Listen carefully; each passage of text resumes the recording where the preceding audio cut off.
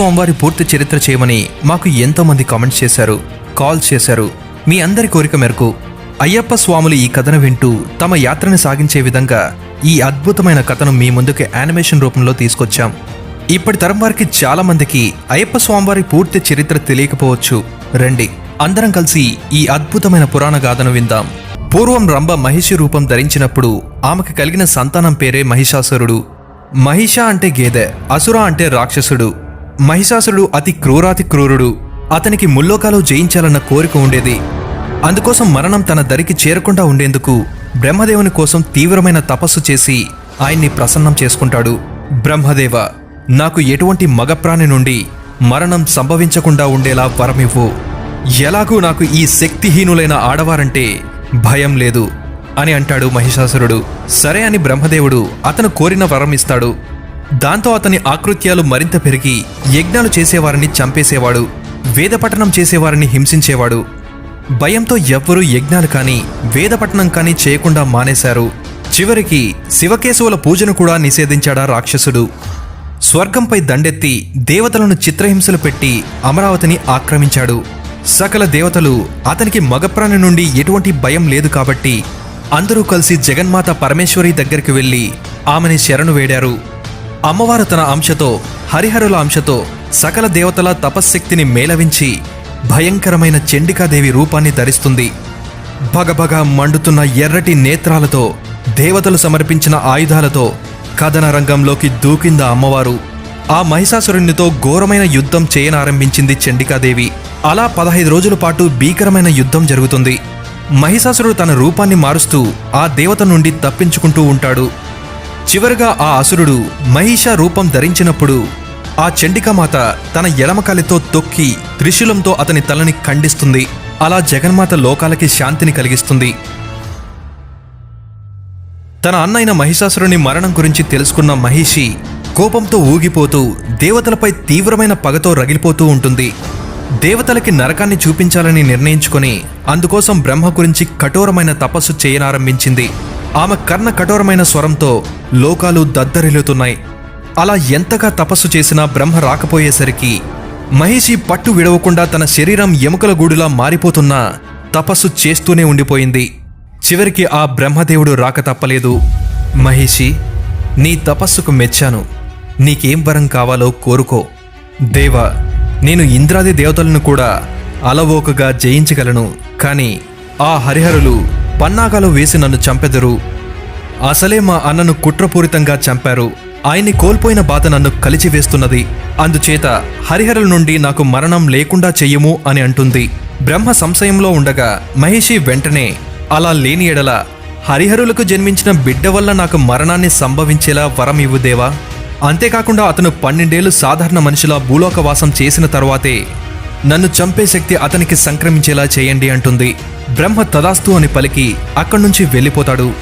ఆ రాక్షసి ఉద్దేశం ఏంటంటే, శివకేశవులు ఇద్దరూ మగవారు కదా, మరి వారికి బిడ్డలు ఎలా జన్మిస్తారు అనుకుని తన తెలివిని తానే మెచ్చుకుంటూ వికటట్టహాసంగా నవ్వసాగింది.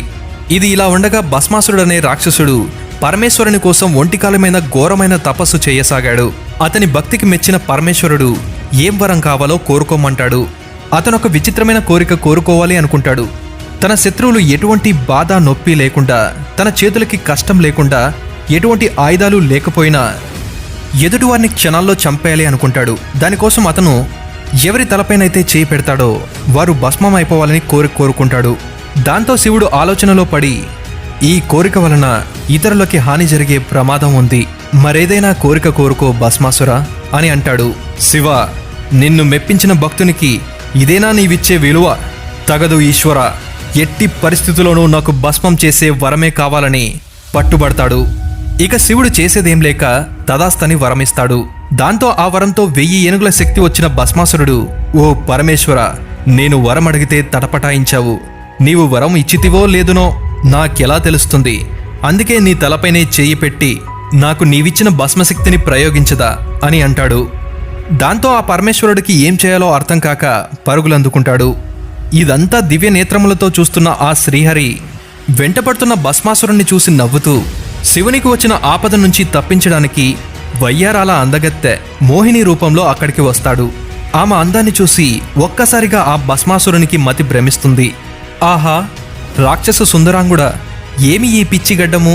చూడ్డానికి ఇంతగా నిగనిగలాడుతున్నావే, కాస్త ఆగుము, ఎందుకీ పిచ్చి పరుగులు అని మైకపు కళ్ళతో మునిపంటితో పెదాల్ని కొరుకుతుంది.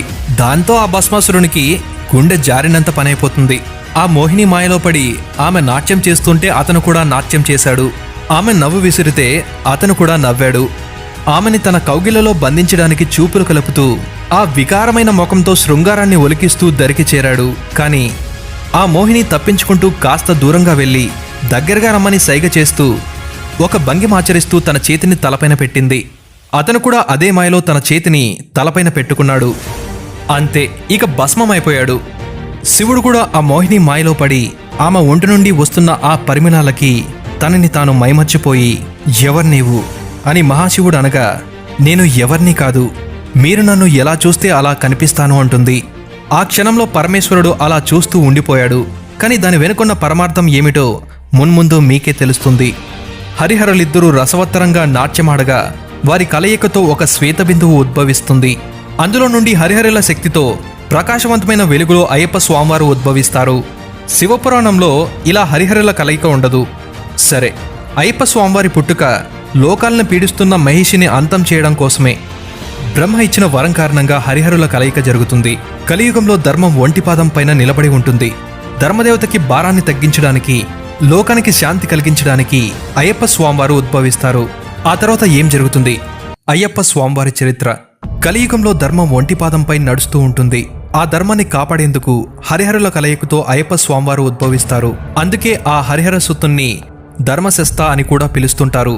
బాలుడైన అయ్యప్ప స్వామివారిని హరిహరులు పంబా నది తీరం దగ్గర వదిలి వెళ్ళిపోతారు. ముగ్ధ మనోహరమైన ముఖ వర్చస్సుతో ఒక దట్టమైన అడవిలో పడుకొని దోలాడుతూ నవ్వుతుంటాడు ఆ స్వామి. ఆ బాలుని మెడలో ఒక సువర్ణ గంట కట్టబడి మెల్లగా మ్రోగుతూ దేదీప్యమానంగా వెలిగిపోతూ కనిపిస్తూ ఉంటుంది. ఆ సువర్ణ గంట పేరు మణి. అది కంఠాన ధరించి ఉంది కాబట్టి ఆయనకి మణికంఠ అన్న పేరు వచ్చిందని చెప్తుంటారు. ఆ ప్రకాశానికి వేటకు వెళ్తున్న పందల రాజపు రాజు రాజశేఖరుని చూపు ఆ బాలుడిపై పడుతుంది. క్రూర మృగాలు తిరిగే ఈ కారడవిలో ఇక్కడ ఈ బాలుణ్ణి ఎవరు వదిలేశారో అని అటు ఇటు చూస్తారు. కానీ ఆయనకి ఎవరూ కనిపించరు. మహాశివుడు ఒక ముని రూపంలో వచ్చి, ఈ బిడ్డ నీకు దేవుడిచ్చిన బిడ్డలా చూసుకో, నీకు బిడ్డలు లేరు కదా అనగానే, అవును స్వామి, ఆ పరమేశ్వరుడే నాకు ఈ బిడ్డను ప్రసాదించాడేమో అని సంతోషిస్తూ ఆ ముద్దుగొలిపే బాలుని వైపు చూడగా ఆ బిడ్డ నవ్వుతూ కనిపించాడు. తన చేతులపై ఎత్తుకుని రాజు సంతోషంగా ఆ పిల్లాడిని రాణి దగ్గరికి తీసుకెళ్తాడు. ఆమె కూడా చాలా సంబరపడిపోతూ ఆ బిడ్డని అపురూపంగా పెంచుతూ వస్తుంది. స్వామి వచ్చిన వేళ విశేషాన 1 సంవత్సరం తిరగక ముందే రాజ్యంలో ఎన్నో మార్పులు వచ్చాయి. రాజ్యం సుభిక్షంగా కలకల్లాడుతూ వచ్చింది. మహారాణికి కడుపు పండి ఒక పిల్లాడు జన్మించాడు. అతని పేరు రాజరాజుగా నామకరణం చేస్తారా దంపతులు. అయ్యప్ప స్వామివారు చిన్న వయసులోనే రాజగురువు దగ్గర అస్త్రశస్త్రాలని సకల విద్యల్ని నేర్చుకునేస్తాడు. ఎంతో దూరం నుండి చెట్టుకు వేలాడుతున్న మామిడిపళ్ళ గుత్తిని అంచనా వేసి గురి తప్పకుండా ఆ గుత్తికి మాత్రమే కొట్టేవాడు. ఇది చూసిన గురువుకి అర్థమైపోతుంది అతను సామాన్యమైన వ్యక్తి కాదని. దైవ లక్షణాలు ఆ బాలుడిలో కనిపిస్తున్నాయి. కానీ ఏ కార్యం మీద ఈ బాలస్వామి ఇక్కడికి వచ్చారో అని ఆయన్ని చూస్తూ మురిసిపోయేవాడా గురువు. తన గురువు కుమారుడు పుట్టడమే చూపు లేకుండా చెవిటితో పుట్టిన పిల్లాడిని చూసి గురువు బాధపడుతుండగా మణికంఠుడు ఆ పిల్లాడికి చూపుని ప్రసాదిస్తాడు. పిల్లాడి అవిటితనాన్ని పోగొట్టి గురుదక్షిణ తీర్చుకుంటాడు. ప్రజలందరూ అయ్యా, అప్ప అంటూ ఎప్పుడూ అయ్యప్ప స్వామి చూపిస్తున్న ప్రేమకి అతని విలువిద్యని చూస్తూ ఉండిపోయేవారు. కన్న తల్లిదండ్రులు కాకపోయినా ఆయన వారిని అమితమైన ప్రేమానురాగాలతో చూసేవాడు. అయ్యప్ప స్వామివారికి యుక్త వయసు రానే వచ్చింది. రాజశేఖరుడు తన పందల రాజ్యపు రాజుగా మణికంఠుడికి పట్టాభిషేకం చేయాలని నిర్ణయించుకుంటాడు. ఇదే విషయం అందరికీ చెప్పి వారి సలహా అడుగుతాడు. సభాముఖంగా అందరూ సంతోషిస్తారు, ఒక్క ప్రధానమంత్రి తప్ప. ఎందుకంటే అయ్యప్ప స్వామి మంత్రి ఆటల్ని సాగించేవాడు కాదు. ఆయన ఆవిలిస్తే పేగులు లెక్కపెట్టి తప్పుల్ని ఎత్తి చూపేవాడు. అందుకే ఎట్టి పరిస్థితుల్లోనూ మణికంఠునికి పట్టాభిషేకం జరగకూడదని భావించి మహారాణి దగ్గరికి వెళ్లి తన పావుల్ని కదిపాడు మంత్రి. తల్లి, ఏమిటి మీరందరూ చేస్తున్న ద్రోహం? సొంత కుమారుడుండగా దత్తపుత్రునికి పట్టాభిషేకం చేయుటయా? నీ పిల్లాడు పెద్దయ్యాక పదవి కోరుకోడా? కన్న తల్లిగా అతన్ని మీరు మోసం చేసినట్టు కాదా? అతను ఒక బానిసగా మణికంఠుని దగ్గరే ఉండిపోవాల్సిందేనా? మీరే ఆలోచించుకోండి అని చెప్పి విషం చల్లుతాడా మంత్రి. మొదట ఆ మాటల్ని పట్టించుకుని మహారాణి ఆ తర్వాత తల్లి ప్రేమ గుర్తొచ్చి కంగారు పడి మణికంఠుడు రాజు అవ్వకూడదని నిర్ణయించుకుంటుంది. మంత్రి రాణి ఇద్దరూ కలిసి మణికంఠుణ్ణి ఎన్నో విధాలుగా మట్టు పెట్టడానికి ప్రయత్నిస్తారు. కానీ మణికంఠుడు అన్నిటినీ తుడిచిపెట్టేస్తాడు. ఈ ప్రమాదాలలో ఒక్కసారి మాత్రమే మణికంఠుడికి బలమైన గాయం అవుతుంది. ఆ సమయంలో తన తండ్రైన పరమేశ్వరుడే ఒక సాధువు రూపంలో వచ్చి గాయం నయం చేస్తాడు. పట్టాభిషేకాన్ని ఎలాగైనా ఆపాలని రాణి తనకి విపరీతమైన తలనొప్పి వచ్చినట్లు ఎన్నో రోజులుగా మంచంపైనే పడి నాటకమాడుతుంది. మంత్రి పురమాయించిన వైద్యులందరూ రాణిగారికి ఆ తలనొప్పి తగ్గాలంటే పులిపాలు తీసుకురావాలని చెప్తారు. పులిపాలు తేవాలంటే అది అప్పుడే పిల్లలకి జన్మనిచ్చి ఉండాలి. అలాంటి దాని జోలికెళ్తే ఖచ్చితంగా ప్రాణాల్ని హరించేస్తుంది. రాజ్యంలో ఎంతో మంది వీరులు పులిపాలు తేవడానికి వెళ్లి ఒట్టి చేతులతో తిరిగి వస్తారు. తండ్రి, పులిపాలు తేవడానికి నన్ను పంపించండి అని అయ్యప్ప అడగగా రాజైన రాజశేఖరుడు అస్సలు ఒప్పుకోడు. కానీ అయ్యప్ప స్వామివారు ఎలాగోలో ఒప్పించి అడవికి వెళ్తుండగా ప్రయాణానికి కావాల్సిన ఏర్పాట్లు రాజు దగ్గరుండి చేస్తాడు. 2 అరులు గల మాసిపోకుండా ఉండే నీలం రంగు సంచులలో ఒక 3 కన్నుల టెంకాయ, భగవంతుని కొరకు నివేదనా వస్తువులు, 2వ అరలో యాత్రకు ఉపయోగించే సామాగ్రి, తినబండరాలు, దినుసులు కట్టి ఆ సంచిని మణికంఠునికి ప్రేమతో అప్పగిస్తాడు రాజు. ఆ మూటని ఇరుముడి అంటారు. ఈ ఇరుముడిని శిరస్సున ధరించి క్రూరమృగాలు తిరిగే అడవిలో ఒంటరిగా ప్రయాణిస్తుంటాడు మణికంఠుడు. ముల్లోకాల్ని పీడిస్తూ దేవతల్ని చిత్రహింసలు పెడుతూ ఆ అడవిలోని గిరిజనుల ప్రాణాలు హరించేస్తున్న మహిషితో యుద్ధం చేసే సమయం రానే వచ్చింది. నారదుడు నారాయణ నారాయణ అంటూ మహిషి చెంతకు వెళ్లి నిన్ను అంతమందించడానికి ఆ హరిహరసుతుడు వచ్చేశాడు అనగానే భారీ కాయురాలైన మహిషి కోపంతో ఊగిపోయింది. అయ్యప్ప స్వామివారు ఆ మహిషితో భీకరమైన యుద్ధానికి తలపడతాడు. మహిషి అడుగులకి పెద్ద పెద్ద వృక్షాలే నేల కొరిగిపోతున్నాయి. ఆ యుద్ధాన్ని చూడ్డానికి దేవతలు భువికి దిగొచ్చారు. గేదమొహంతో ఆవేశంతో రగిలిపోతూ ఒక్కసారిగా స్వామి మీదకు దూకింది. అయ్యప్ప స్వామివారు ఆ మహిషిని పట్టుకుని నేలకేసి బలంగా పాదాడు. ఆ తర్వాత ఆ మహిషిపై తాండవమాడాడు. దాంతో ఉక్కిరి బిక్కిరైపోయి ఊపిరాడక ఆ మహిషి మరణిస్తుంది. మరణించిన ఆ ఘోరమైన శరీరం నుండి లీలావతి అనే అందగత్తె బయటికి వస్తుంది. ఆమె పూర్వజన్మలో ఒక మహాముని కుమార్తె. అంత చందాలు కలగలిసిన సుందరి. ముని దగ్గర శిష్యరికం చేస్తున్న దత్తాత్రేయునిపై ఆమె మనసు పడి తన వాంఛ తీర్చుకోవడానికి దత్తాత్రేయుని వివాహం చేసుకుంటానని తన తండ్రితో అంటుంది. తల్లి, నా దగ్గర శిష్యరికం చేస్తున్న ఆ దత్తాత్రేయుడు నీకు అన్నలాంటివాడు. సమయం వచ్చినప్పుడు నీకు మంచి వరుడిని చూసి వివాహం చేస్తాను. కాబట్టి నీ వ్యర్థమైన ఆలోచనలు మానుకో అంటాడు. అతను నాకెందుకు అన్నవుతాడు అని ఆ ముని ఎంత చెప్పినా వినకపోవడంతో ఏమిటి మహిషిలా ఈ పిచ్చి మోహం, వచ్చే జన్మలో నీవు మహిషివై పుట్టుగాక అని శపిస్తాడు. అలా ఆ తర్వాత జన్మలో లీలావతి మహిషిలా పుడుతుంది. ఇక అయ్యప్ప స్వామివారి చేతిలో మరణించాక ఆమెకి శాప విమోచనం కలుగుతుంది. మన్మధుడు వంటి ఆ స్వామిని చూడగానే లీలావతి సిగ్గుపడుతూ సన్నగా నవ్వుతూ తనని పెళ్లి చేసుకోమని వేడుకుంటుంది. లీలావతి, ఇంకనూ నీ మోహపు వాసనలు వీడలేకపోతున్నావే. ఈ జన్మలో నేను అస్కలిత బ్రహ్మచారిని కాబట్టి నేను ఎవరిని వివాహం చేసుకోను. మరేదైనా కోరిక ఉంటే అడుగుము అని స్వామివారు అంటారు. లీలావతి కంట నీరు కారుతుండగా, స్వామి, నన్ను క్షమించండి. మీకు ఎల్లప్పుడూ పూజ చేసుకుంటూ ఉండేలా నన్ను ఆశీర్వదించండి స్వామి అని కోరుకుంటుంది. దాంతో మిక్కిలి సంతోషించిన స్వామివారు, ఇక మీదట నీవు మాలికా పురత్తమ్మగా నా భక్తుల చేత పూజలు అందుకుంటావు, వారిని కటాక్షించు అని స్వామివారు సెలవిస్తారు. దాంతో నేటికి ఆ మహిషి రూపధారి అయిన లీలావతి మాలికా పురత్తమ్మగా శబరిమలలో పూజలు అందుకుంటూ ఉంటుంది. ఇదంతా గమనిస్తున్న పరమేశ్వరుడు మణికంఠుని దగ్గరికి వచ్చి, నాయనా, ఇక నీవు ఈ భూమి మీదకి వచ్చిన కార్యం ముగిసింది అనగానే, లేదు స్వామి, నేను చేయాల్సిన కార్యం ఇంకా మిగిలే ఉంది. పులిపాలు తెస్తానని నన్ను పెంచిన తల్లికి మాట ఇచ్చాను. అది పూర్తి చేసుకున్న తర్వాత నేను ఈ అవతారాన్ని చాలిస్తాను అంటాడు. అప్పుడే ఇంద్రాది దేవతలు, నీ వలన లోకాలకి శాంతి కలిగింది కాబట్టి మేమందరం నీకోసం పులులుగా మారతాం, మీరు కాదనకుండా మా పైన ఎక్కండి అని ఇంద్రాది దేవతలు అడగగానే స్వామివారు చిరునవ్వుతో సరేనని ఒక పులి మీద ఎక్కి రాజ్యానికి వెళ్తుంటాడు. పులుల గుంపు మధ్య మణికంఠుని చూసిన ప్రజలు మూర్ఛల్లి పడిపోయారు. మరికొంతమంది భయంతో పరుగులందుకున్నారు. కోట చేరుకున్నాక మణికంఠుణ్ణి రాజా రాణి చూస్తారు. కపట బుద్ధితో కుట్రలకు పాల్పడిన రాణి ప్రధానమంత్రులకి కాసేపు ఇంద్రియాలు పని చేయకపోయాయి. వెంటనే వారు స్వామివారితో, స్వామి, ఈ పులులను పంపించేసేయండి, మాకు భయంగానుంది, మా తప్పులని క్షమించండి స్వామి అని వేడుకుంటారు.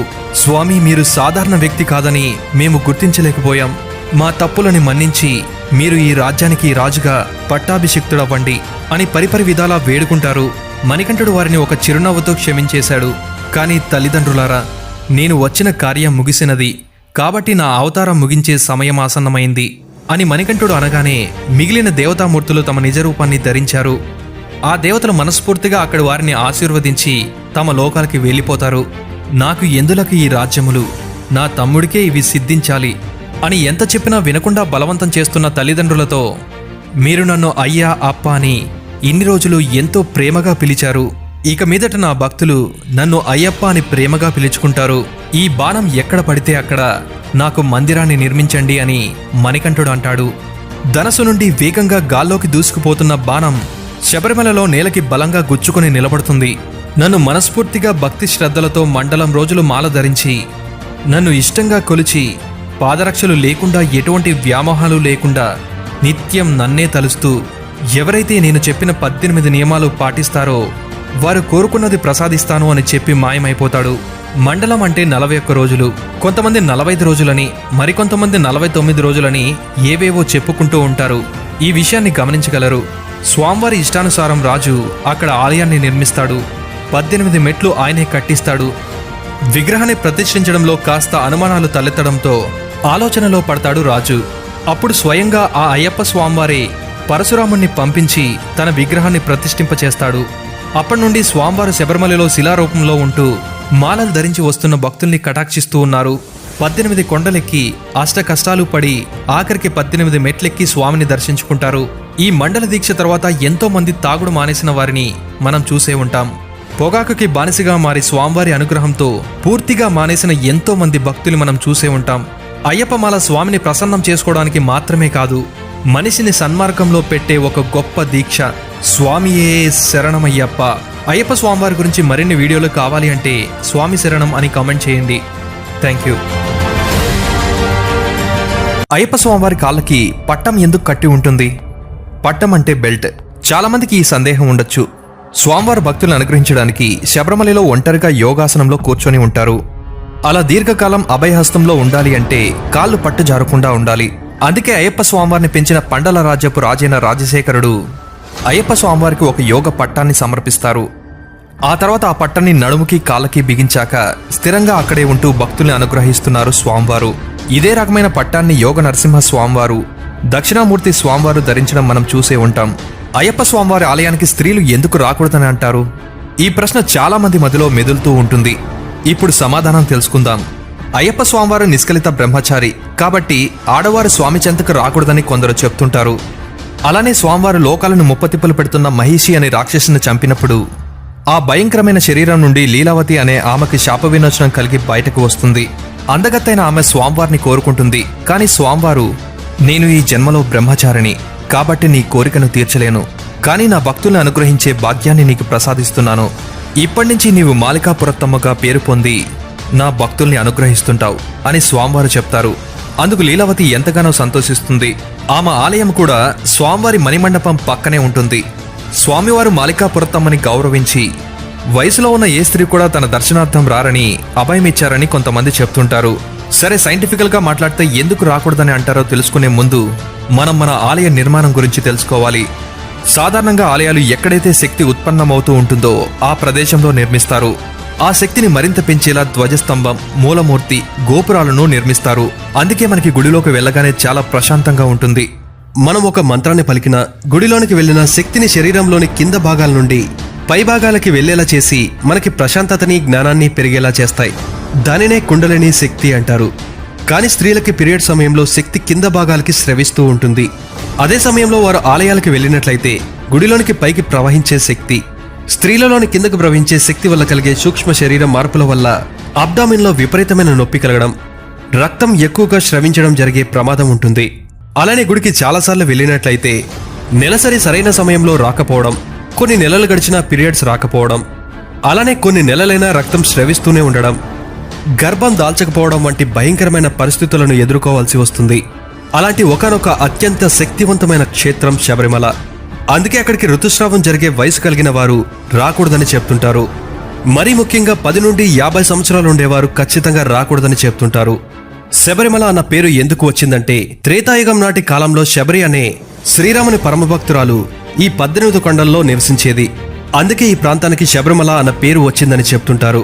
అయ్యప్ప స్వామివారు రాముని రూపంలో వచ్చి శబరికి మోక్షం ప్రసాదించారని, అందుకే ఈ ప్రాంతానికి శబరిమల అన్న పేరు వచ్చిందని అయ్యప్ప స్వామివారి భక్తులు చెప్తూ ఉంటారు. మకర జ్యోతి అనేది ప్రతి జనవరి 14న లేదా 15న సాయంత్రం 6 గంటల నుండి 8 గంటల మధ్య కనిపించే నక్షత్రం. ఇది శబరిమలకి ఎదురుగా ఉన్న కందమాల శిఖరంపై కనిపిస్తూ ఉంటుంది. చాలా మంది ఈ జ్యోతి రూపంలో అయ్యప్ప స్వామివారే ప్రత్యక్షంగా కనిపిస్తూ ఉంటారని చెప్తుంటారు. 1999, 2011లో శబరిమల జ్యోతి దర్శనానికి వచ్చిన భక్తుల తొక్కిసలాటలో వరుసగా 53 మంది, 106 మంది మరణించారు. దాంతో ఈ తొక్కిసలాటపై విచారణ జరపమని court justice T Chandrashekhar mission కమిటీని ఆదేశించింది. వారు ఇది భక్తుల విశ్వాసానికి సంబంధించిన అంశమని విచారణ చేయలేమని తేల్చి చెప్పేశారు. 2011లో శబరిమల జనవరి 14న మరో తొక్కిసలాట సంభవించింది. దాంతో మళ్లీ 102 మంది భక్తులు మరణించారు. దాంతో కోర్టు మళ్లీ విచారణ చేయమని ఆదేశించింది. ఈ విచారణ జరిపే సమయంలో వారికి ఆశ్చర్యకరమైన విషయం బయటపడింది. ఆ వెలుగు శబరిమల నుండి కనిపించే ఖగోళ కాంతి అని, అది మానవ నిర్మితం కాదని తేల్చి చెప్పింది కమిటీ. దీన్నే మకర జ్యోతి అంటారు. మకర జ్యోతికి మకర విలస్కుకి తేడా ఉంటుంది. మకర విలస్కు అనేది పొన్నామల మేడులో గిరిజనులు ఒక జ్యోతిని వెలిగిస్తే వచ్చే కాంతి. 4 కిలోమీటర్ల నుండి చూసే భక్తులకి ఇది మకర జ్యోతిలా కనిపిస్తుందని, కాబట్టి కొంతమంది వీటి మధ్య తేడా తెలియక మకర జ్యోతి అనేది అబద్ధమని చెప్తూ ఉంటారు. ఈ ముఖ్యమైన విషయంలో అందరికీ ఒక క్లారిటీ వచ్చిందని భావిస్తున్నాం. శబరిమల భారతదేశంలోనే ఒకానొక సంపన్నమైన దేవాలయం. మేల్ శాంతుయులకి అంటే ఆలయ ప్రధాన పూజారులకి దాదాపు 52 లక్షలు, దక్షిణగా కేవలం 56 రోజుల్లోనే వస్తుందని చెప్తుంటారు. ఈ మేల్ శాంతియులని ఒక సంవత్సరానికి గాను ఎంచుకుంటారు. చీటీలలో తమ పేర్లను వేసిన తర్వాత ఎవరి పేరైతే వస్తుందో వారిని మేల్ శాంతియులుగా ఎంచుకుంటారు. అయ్యప్ప స్వామివారి ప్రసాదం ఎంత అద్భుతంగా ఉంటుందో మనందరికీ తెలుసు. ఆ ప్రసాదాన్ని అరవణి ప్రసాదం అంటారు. బియ్యం, నెయ్యి, బెల్లాన్ని ఉపయోగించి ఆ ప్రసాదాన్ని తయారు చేస్తారు. చలికాలంలో ఈ ప్రసాదాన్ని తింటే ఒంట్లో వేడిని కలిగిస్తుంది. ఈ ప్రసాదానికి ఉపయోగించే బియ్యం మావలిక్కర్లోని ట్రావెన్కూర్ బోర్డ్ పరిధిలోని చిట్టికులకర ఆలయం నుండి తీసుకువస్తుంటారు. అయ్యప్ప స్వామివారి మాల ధరించే భక్తుల దుస్తులు నలుపు లేదా నీలం రంగులో ఉంటాయి. ఏలినాటి శని 7 సంవత్సరాలుంటుంది.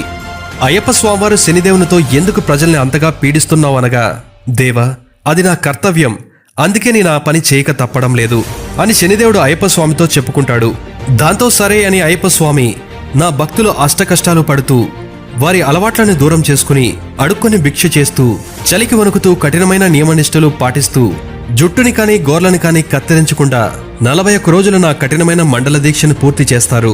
అలానే నీకు నచ్చిన నల్లని దుస్తులను ధరిస్తారు. అటువంటి వారికి శని ప్రభావం లేకుండా చెయ్యి అంటే శని భగవానుడు సరే స్వామి అని మాట ఇస్తాడు. అందుకే అయ్యప్ప స్వామివారి భక్తులు నల్లని దుస్తులను ధరిస్తూ ఉంటారు. అయ్యప్ప స్వామివారు 41 రోజులు మాల వేస్తేనే దీక్షకు సంపూర్ణత లభిస్తుంది. కొంతమంది అర్ధమండలం, కాల్మండలం వేస్తుంటారు. నిజానికి అలా చేస్తే మీ దీక్ష అసంపూర్ణంగా అయినట్లే. కాబట్టి మీరు మాల వేయాలి అనుకుంటే 41 రోజుల మండల దీక్షని పూర్తి చేయండి. వీడియో నచ్చినట్లయితే మీ వాళ్ళందరికీ షేర్ చేయండి. స్వామియే శరణమయ్యప్ప.